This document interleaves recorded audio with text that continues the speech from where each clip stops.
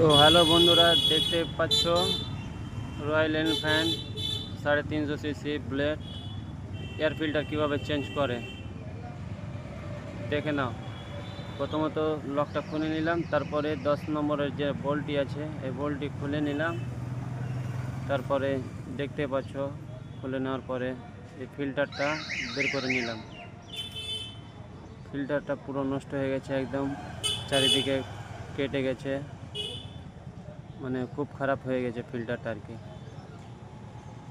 তো ঠিক আছে, আমি আবার নতুন ফিল্টার লাগিয়ে দিচ্ছি। প্রথমে ময়লাগুলো পরিষ্কার করে নিলাম, ময়লাগুলো ভালোভাবে পরিষ্কার করে তারপরে নতুন ফিল্টারটা আমি লাগাবো আর কি।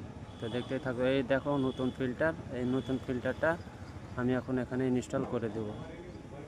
ওকে বন্ধুরা, ভিডিওটি ভালো লাগলে অবশ্যই লাইক এবং শেয়ার অবশ্যই করে, এই লাইক আর শেয়ারের জন্যই ভিডিওটি বানানো। বন্ধুরা একটু হেল্প করে দিও।